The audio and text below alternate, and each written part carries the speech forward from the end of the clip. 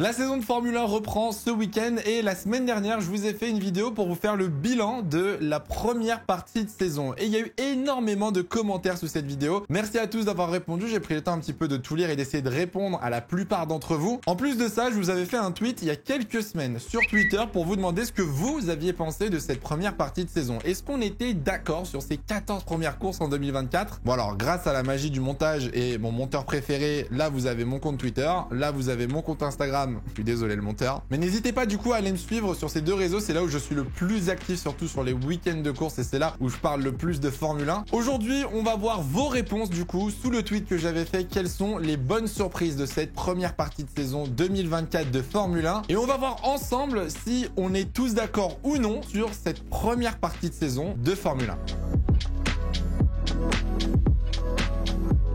Bon, pour ceux qui ne me suivent pas sur Twitter, j'avais donc demandé il y a quelques semaines quelles sont les bonnes surprises de cette première partie de saison 2024. Team, pilote, course, peu importe. On vous a sélectionné du coup 10 tweets qui regroupaient à peu près les sujets qui revenaient le plus souvent sous le tweet tout simplement. Et on va commencer avec le premier sujet. On a Zerlox et Jolan qui nous parlent de As. Jolan nous dit As clairement, on les attendait loin derrière et finalement 7e meilleure écurie devant Alpine. En plus, ils n'ont pas l'air pour une fois de subir les ratés des améliorations sur la voiture en courte saison. Et derrière, on a Zerlox qui saupoudre avec un petit tweet qui nous parle de Nico Hülkenberg. Alors oui, je suis totalement d'accord. As actuellement est une très bonne surprise, surtout au vu de tous les changements qu'il y a eu en début de saison. On l'a évoqué, mais il y a quand même eu un très gros changement au niveau de la direction avec Ayamo Komatsu qui a pris la place de Günther Steiner. On a gardé le même duo de pilotes, mais on aurait pu penser qu'un duo aussi vieux et forcément avec un petit peu de bouteille, ça puisse poser problème et qu'on manque de performance. Et bah au final, pas vraiment. Nico Hülkenberg fait un début de saison sensationnel. Honnêtement, ça me régale de voir un Nico Hülkenberg aussi performant. Il a l'air de kiffer sa vie en fait. Il a l'air de vraiment profiter de cette saison 2024. Jolan nous parle un petit peu du développement. J'attends de voir quand même ce que ça va donner parce qu'au final, Kik, Alpine partait de très loin. Williams, on se souvient, début de saison, il y avait eu une sorte de crise avec l'Australie où Sargent n'a pas roulé. Bref, en vrai, As a quand même une petite longueur d'avance avant que les autres les rattrapent et pas si sûr que le développement chez As soit honnêtement un point fort, même en 2024. Du côté de Nico Hülkenberg, j'attends la fin de saison et je pense qu'Hülkenberg va nous régaler sur cette deuxième partie de saison. Je pense qu'Hülkenberg est encore capable de nous faire de très belles performances. J'aimerais bien quand même voir Magnussen remonter parce que forcément aujourd'hui on parle des points positifs, Magnussen en est pas un. J'aimerais beaucoup voir Magnussen hausser un petit peu son niveau de jeu, le rattraper peut-être Hülkenberg au championnat ou en tout cas être capable de marquer des points plus fréquemment. Et je sais pas si vous êtes d'accord avec moi, mais j'ai l'impression que As cette année ils ont gagné un capital sympathie de fou. Genre les gens, j'ai l'impression, adorent As ou en tout cas on est beaucoup moins dur avec As qu'on a pu l'être peut-être sur les dernières années. Peut-être que les résultats aident aussi, forcément. Pour finir sur le côté As, moi j'ai un truc qui me titille, qui me démange et je suis honnête avec vous, je n'arrive pas à m'empêcher de penser que au final Günther Steiner a peut-être un petit peu tiré l'équipe vers le bas. Peut-être que c'était pas de sa faute, c'est vrai, mais la gestion, le management de Günther Steiner, plus on avance, plus je commence à remettre en question ses choix et plus je me dis qu'au final, As a peut-être perdu quelques années en gardant Günther en tant que team principal.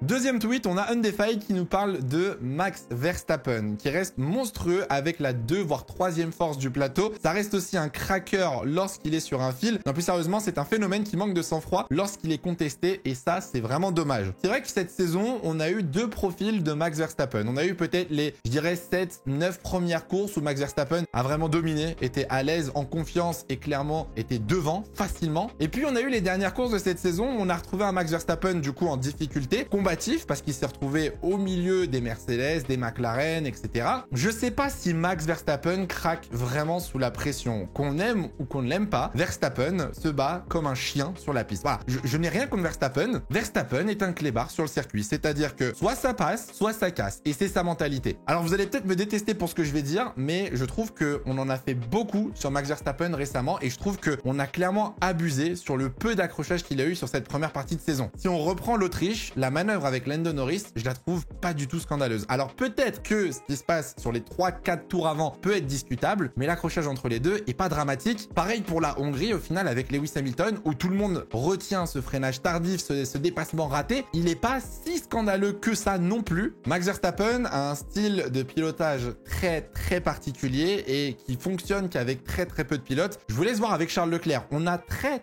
rarement eu des accrochages entre Verstappen et Leclerc, car ils ont ce style de pilotage un petit peu similaire, très agressif, à la limite qu'on pourrait peut-être comparer un petit peu à un style de pilotage de karting, mais c'est vrai qu'avec d'autres pilotes, c'est peut-être un petit peu plus compliqué. Des pilotes, qu'on va dire, ont une façon de conduire peut-être plus écolière, plus classique. Je voulais revenir sur la première partie du tweet qui disait que Max Verstappen restait monstrueux avec la 2 voire 3e force du plateau. Alors 3e force, je sais pas, je pense qu'aujourd'hui la Red Bull reste quand même meilleure que la Mercedes, mais c'est vrai qu'aujourd'hui Verstappen n'a plus la meilleure voiture. Verstappen n'a plus une voiture dominante et derrière McLaren, et pourtant Verstappen fait encore des miracles, que ce soit en qualification ou en course. Certes, il n'a pas gagné depuis un mois. Verstappen reste un pilote très complet et prouve au final, arrive enfin à répondre à cette question que tout le monde se posait pendant très longtemps. Est-ce que c'est la Red Bull qui fait tout le travail? Non, clairement, Verstappen extrait 120% de cette voiture. Je suis très curieux sur la suite de la saison. Je pense qu'on l'est tous, mais je suis très curieux de voir les performances de Verstappen. Est-ce qu'à Zandvoort, il va être capable de gagner à domicile? Est-ce qu'il va être capable de reprendre quelques victoires dans les prochains Grands Prix? Ou alors, on va rester sur la tendance de la fin de première partie de saison avec une Red Bull en difficulté, des McLaren et Mercedes peut-être un tout petit peu plus rapides. Ça, j'ai hâte.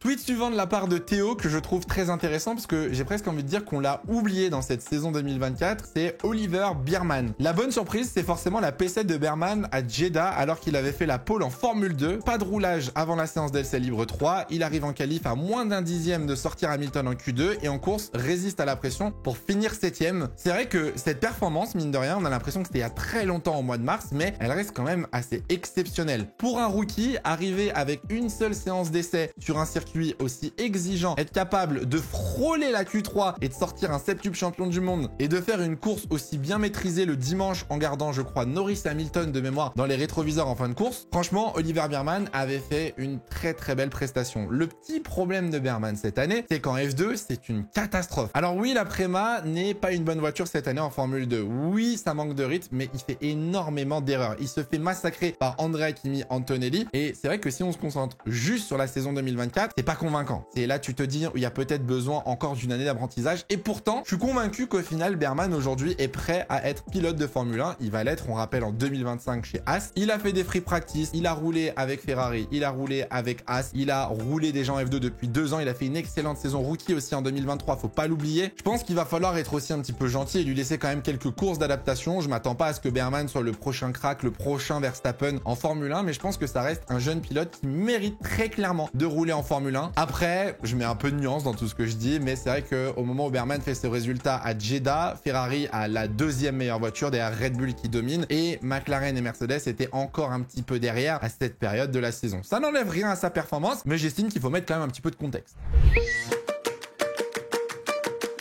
4e tweet avec Corbac Serviteur qui nous dit Piastri. Même si ça reste flou dans la gestion de course de McLaren, je trouve que Piastri joue un grand rôle dans l'écurie. Même s'il n'avait pas le rythme de Norris, il gagne sa première course là où on a une grosse domination de la part des autres écuries. C'est vrai que cette saison de Piastri pour l'instant est plus que convaincante. Il arrive à être toujours plus ou moins au niveau de Lando Norris, légèrement derrière, on est d'accord. Piastri commet quand même très peu d'erreurs et arrive à avoir justement ce rôle de numéro 2 super exigeant, super performant, toujours pas très loin pour marquer les bons points. Je suis quand même un petit peu frustré pour l'instant par la gestion de McLaren parce que comme tu dis, Piastri fait un très bon début de saison. McLaren, je trouve, exploite extrêmement mal ces deux pilotes. Ça manque encore d'efficacité sur l'exécution. Pour moi, Piastri, il n'y a aucun doute. Piastri va devenir un très grand pilote et va devenir ce que Max Verstappen, bon, peut-être pas Max Verstappen, mais ce que Lando Norris ou George Russell pourront devenir aussi dans les prochaines années. Piastri, je rappelle, on est quand même sur un crack générationnel. On vous remettra la vidéo là-haut. On avait fait une vidéo sur Piastri l'année dernière. Son parcours avant la F1 est incroyable. Maintenant qu'il a fini sa saison rookie et qu'il connaît tous les circuits et qu'il sait comment fonctionne une Formule 1, et ben on se retrouve avec un pilote très performant. Je pense qu'Alpine se mord les doigts très clairement quand tu vois la situation aujourd'hui des pilotes. Moi, j'ai un seul bémol avec la première partie de saison de Piastri pour l'instant. C'est même pas la première partie de saison, mais c'est avec Piastri tout court. C'est son caractère. Trop gentil. Trop gentil! Le Boug est une crème. Il est calme, ne s'énerve jamais et n'est pas égoïste. Et en Formule 1, il faut un minimum d'égoïsme. C'est impossible sinon pour être un bon leader et être un champion du monde. Je n'attends qu'une chose, c'est le jour où Piastri va se transformer en Dark Piastri et devenir un pilote qui souhaite un petit peu écraser la concurrence et non pas juste performer pour lui-même. Le jour où ça arrive, préparez-vous parce que je peux vous le dire tout de suite, on aura une guerre interne entre Norris et Piastri. Regardez le Grand Prix de Hongrie. Imaginez-vous si Piastri était un petit peu plus égoïste et un petit peu plus chiant à la radio, ça va être un carnage. Ah, ce tweet, il me fait plaisir. Enzo qui nous dit Mercedes de plus en plus performant. Rien qu'en comparant à l'année dernière où il y a 2 ans, personne ne voyait Mercedes remonter, où au final, ça joue des victoires et même plusieurs d'affilée. C'est vrai que putain, ça fait du bien de voir Mercedes revenir aux avant-postes. Alors, j'ai été très content pendant 2 ans de voir Mercedes galérer. J'ai aucune honte de le dire. De 1, ça fait du bien pour la Formule 1 après 7 ans de domination. De 2, pour les fans de Mercedes, vous avez enfin compris ce que c'était que d'être dans la merde et d'avoir une mauvaise voiture. Mais surtout, au final, ils arrivent à compléter ces 3 écuries qui étaient déjà aux avant-postes. Ça nous offre une 4e équipe dans la bataille. Le storytelling est magnifique pour la dernière saison de Lewis Hamilton. Voilà, je vous le dis, j'apprécie de plus en plus depuis plusieurs années Lewis Hamilton, et me dire que c'est la dernière saison d'Hamilton chez Mercedes sans avoir une victoire ou une pole, ça m'aurait fait mal au cœur. Et puis même au final pour Russell, c'est cool de voir que Russell a patienté pendant très longtemps chez Williams, 3 ans avec une voiture catastrophique. En arrivant chez Mercedes, il se retrouve avec une voiture qui d'un seul coup est l'une des pires de l'histoire de Mercedes. Là, Russell peut enfin exploiter son plein potentiel et on le voit cette saison entre les pole positions, les podiums, les victoires, la stratégie de Belgique. Bref, Russell est en train de montrer qu'il y a réellement un gros potentiel chez Mercedes dans les prochaines années. Et puis au final,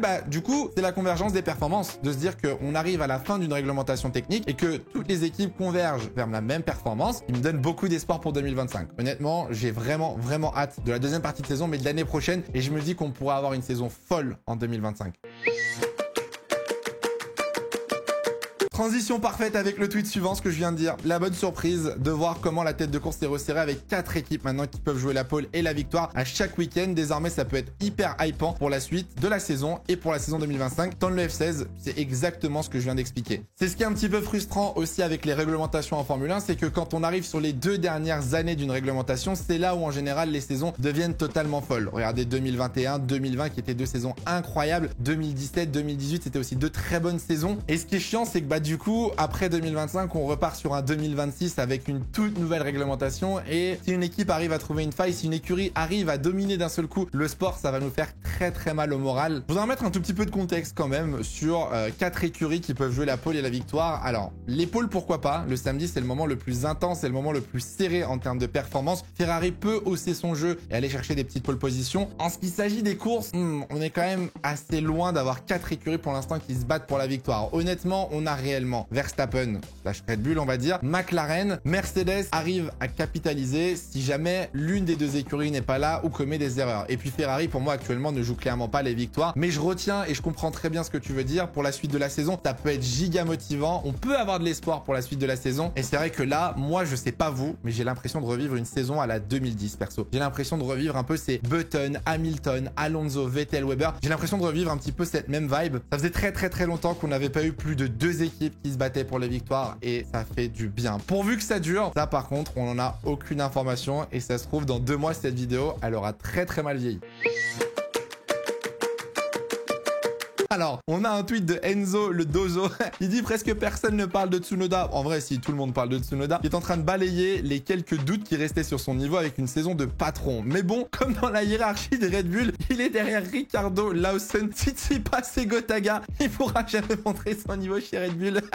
En vrai, c'est très drôle. Mais oui, clairement, Tsunoda est en train de faire une saison de patron, comme tu dis, et mériterait probablement un shot au baquet Red Bull. On a fait une vidéo sur le sujet Red Bull. Encore une fois, je vous la mets là-haut. Je vous invite à aller la voir. Elle est sortie la semaine dernière. La situation est compliquée pour Tsunoda et pour Red Bull. Mais très clairement, aujourd'hui, je pense qu'on n'a plus aucun doute sur le talent et le potentiel de Tsunoda, qui est juste incroyable. Un leader très performant, très rapide, très intelligent aussi dans sa gestion de week-end et gestion de course. Il a fait des manœuvres ultra impressionnantes depuis le début de la saison. Il a quand même toujours ce petit défaut de caractère. Souvenez-vous à Bahreïn, après la course, quand il a failli percuter Daniel Ricciardo, il y a encore quelques team radio qui sont légèrement abusés. Mais c'est vrai que ça fait du bien de voir un petit pilote comme ça qui arrive à se démarquer, à nous faire rêver. Tu sais, c'est l'outsider que tout le monde adore. Honnêtement, qui n'aime pas Yuki Tsunoda? Si c'est le cas, dites-le moi dans les commentaires. Je suis vraiment curieux pour le coup. J'aimerais bien savoir pourquoi vous n'aimez pas Tsunoda. J'imagine le caractère. Mais je suis très content. Moi, ça fait très longtemps que je dis que Tsunoda a un vrai potentiel et du coup, je suis content de voir qu'il est enfin capable de le confirmer. Il va falloir pousser sur la deuxième partie de saison, ne pas lâcher et continuer à dominer Ricardo, qui au final est la référence pour Red Bull. Mais Enzo, par contre, t'abuses un petit peu, frérot. De dire que personne ne parle de Tsunoda,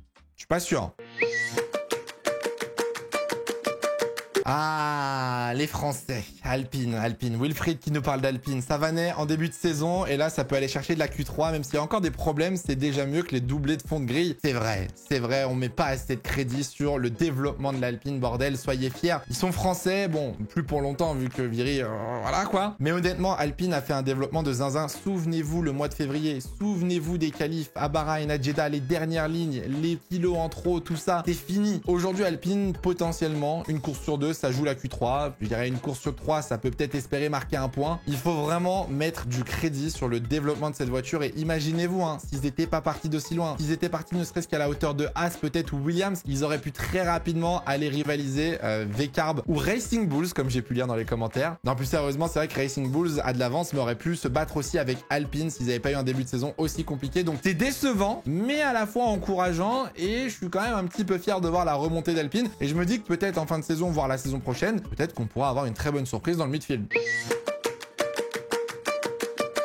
Enzer qui nous parle d'Albon, mon pilote préféré qui franchement apporte énormément dans l'écurie, surtout que la Williams n'est pas actuellement dans sa plus grande gloire. Il est très bon en leader, malheureusement on n'en parle pas assez car Williams est encore trop faible. Hâte de l'année prochaine avec Ocon. C'est vrai qu'Albon en fait a ce problème que Russell a peut-être eu aussi dans ses premières saisons. Il est très bon dans son rôle, très bon leader, pilote d'expérience, retour technique très bon, très rapide, mais n'a pas le matériel pour le prouver. Parce que bah ouais, aujourd'hui la Williams, un coup d'éclat c'est quoi? C'est une 9e, 8e position alors qu'Albon avec une voiture un petit peu plus compétitive, serait capable d'aller chercher beaucoup plus. Alors moi, j'ai vraiment hâte de voir l'année prochaine. Mais il est pas avec Ocon. Mais il est pas du tout avec Ocon, Albon. Attendez, je viens de capter là. Mais Enzer, l'année prochaine, il est avec Sainz.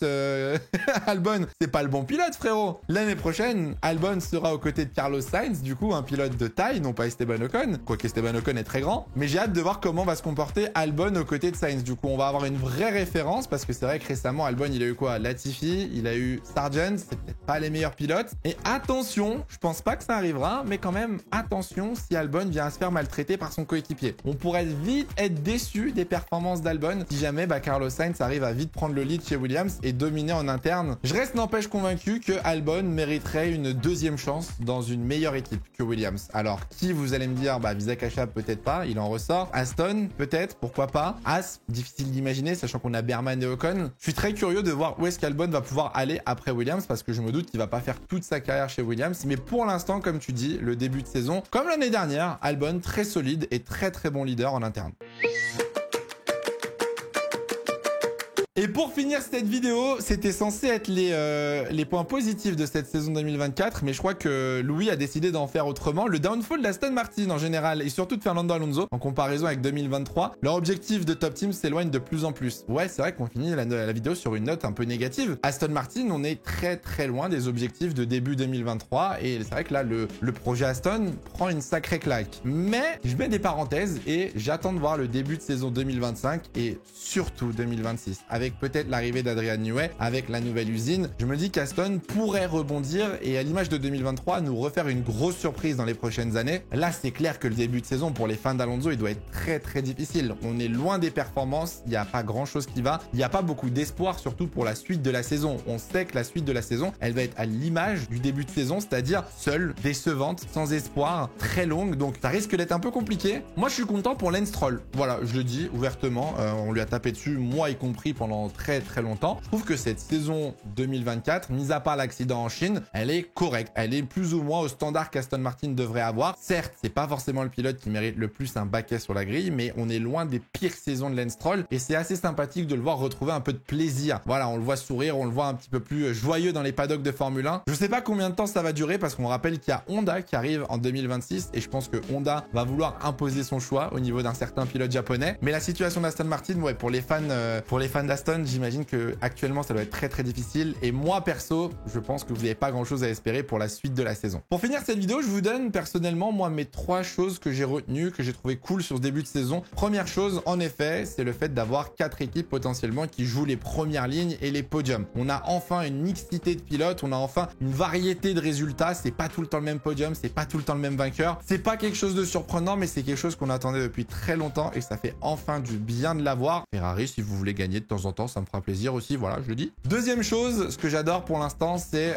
le marché des transferts. Non, c'est faux. Le marché des transferts, il est très décevant. C'est la chose qui m'a un petit peu déçu là pour l'instant sur ce début de saison. Je m'attendais à beaucoup mieux. Voilà, je m'attendais à des retournements de situation, des gros transferts, etc. Finalement, on a eu quelques petits transferts, mais rien de très impactant en 2024. Le troisième point que moi je souligne et que vous n'avez pas souligné tant que ça sous mon tweet, c'est Lando Norris. Moi, personnellement, j'ai été très dubitatif sur le potentiel de Lando Norris d'être un champion du monde, d'être un leader d'une écurie, et je pense que cette première partie de saison a prouvé le contraire. Lando Norris a très bien endorsé ce rôle, gère très bien son statut, très bon leader, très efficace, pas énormément d'erreurs, la plupart viennent de l'équipe ou des stratèges, et je pense que Lando Norris est vraiment en train de monter en puissance, surtout que plus tu vas te battre aux avant-postes, plus tu vas apprendre à te battre devant, et plus tu vas viser des victoires. Je pense que Norris ne va pas finir la saison avec une seule victoire, je m'attends à plusieurs victoires de Lando sur la fin de saison, surtout sur la tournée américaine où je pense que McLaren pourra être très efficace. Mais voilà, je me dis que ça méritait quand même une mention qu'on n'a pas fait dans les commentaires sur Twitter. Donc Lando Norris pour moi est un énorme plus sur ce début de saison 2024. Bon, j'espère que cette petite vidéo vous aura plu. Voilà, c'était histoire de vous faire participer un petit peu. J'aime bien ces vidéos. Dites-moi si vous aimez dans les commentaires ou on vous demande votre avis sur Twitter. Ça permet un petit peu d'échanger et d'avoir surtout votre vision, pas entendre que mon opinion sur la saison de Formule 1. Si cette vidéo vous a plu, n'hésitez pas, bien évidemment, à mettre un petit pouce bleu, à vous abonner, à activer la cloche. N'hésitez pas aussi dans les commentaires à peut-être compléter ce que j'ai dit, contre-argumenter ou donner d'autres opinions. Nous, on se retrouve très bientôt pour une prochaine vidéo. En attendant, passez tous une très bonne semaine. Faites attention à vous, portez-vous bien. C'est le plus important. Ciao.